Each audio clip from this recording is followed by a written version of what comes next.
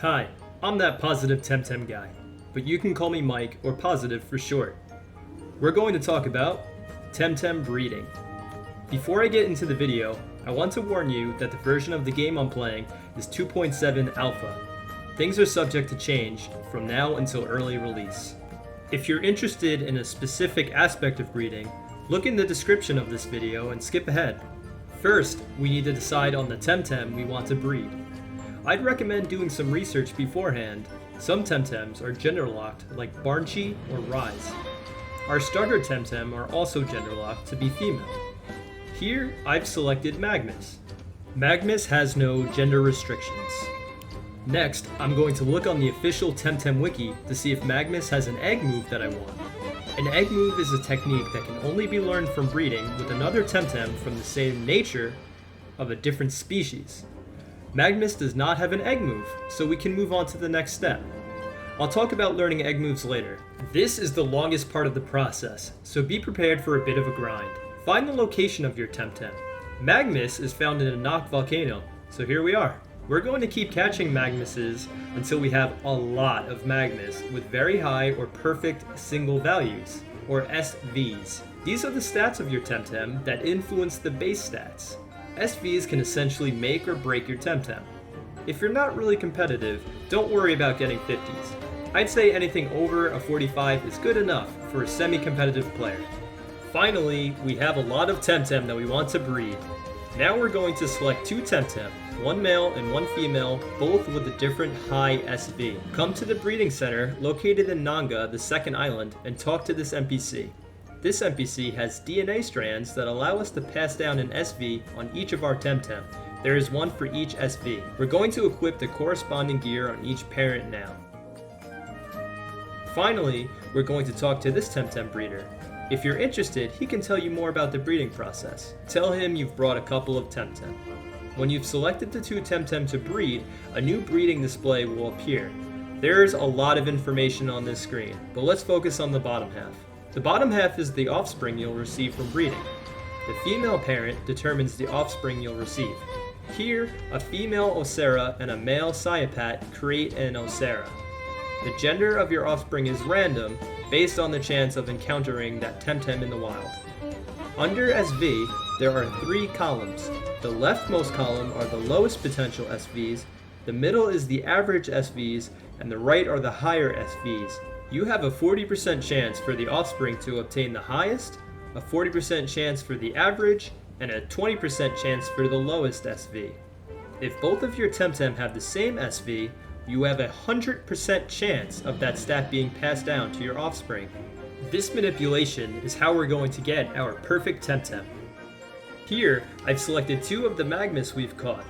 One has a perfect SV and special defense, and the other in attack. I've put the corresponding DNA strand on each of them. Now, we're guaranteed to have an offspring with perfect SVs in attack and special defense. For now, we can't manipulate the trait our Temtem receives, located on the bottom in white, so we have a 50% chance of receiving each different trait. When you're satisfied, press breed. Now, we wait. Two Temtem of the same species will produce an egg in 15 minutes. Two Temtem of the same nature will produce an egg in 25 minutes. Temtem need to share the same nature to breed. Sounds easy, right? Farm up some Temtem, make them breed by introducing new SVs each time, and boom, now you have a competitive Temtem. Well, there's one more very important aspect of breeding that we need to cover: fertility. This segmented tree, stem included, represents the amount of times a Temtem can breed. Your Temtem will lose one segment each time it breeds. For wild Temtem, fertility starts at 8, but one SV value higher than 45 lowers that fertility to 7. For us, we want to make sure that the Temtem we use to start the breeding process all have 7 fertility minimum. This is very important. When breeding, our offspring will inherit the lowest fertility count of its parents.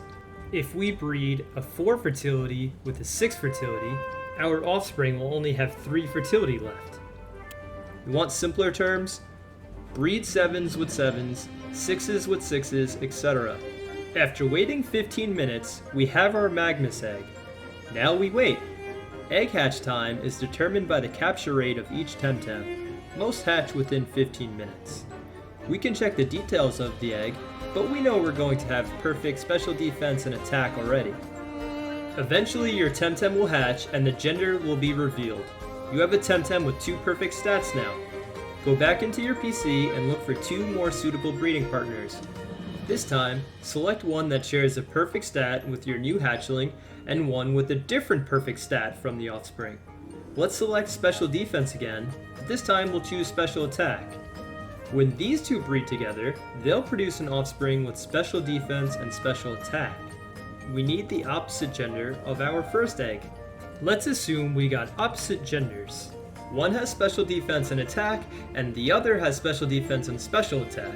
Do you remember when I said you have a 100% chance of your stat being passed down if both parents have the same SV? We have a 100% chance that special defense will be passed down without a DNA strand. So we're going to purchase attack and special attack and give them to each parent. For the sake of the length of this video, I'm going to display a visual to aid you.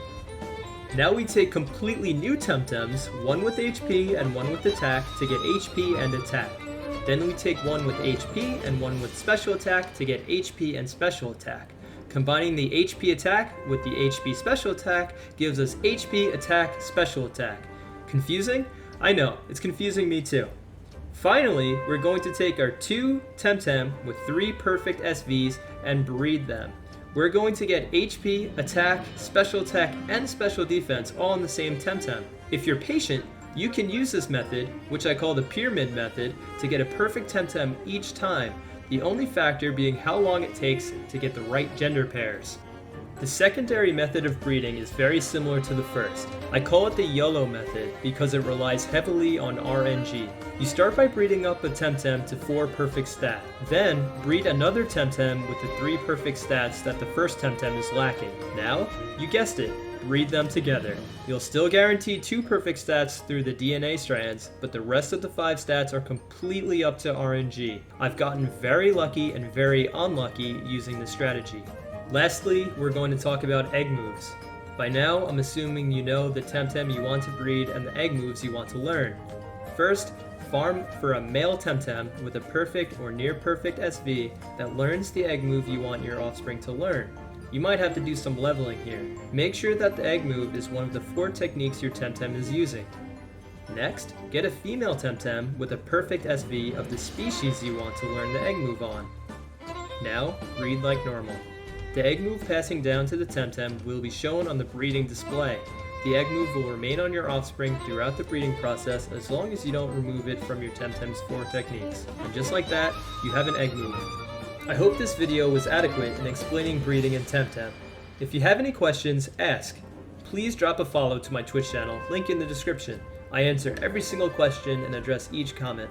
My community is really important to me, and I want to hear about your success in life or in Temtem. If you like this content, drop a sub here and like the video. I'm that positive Temtem guy.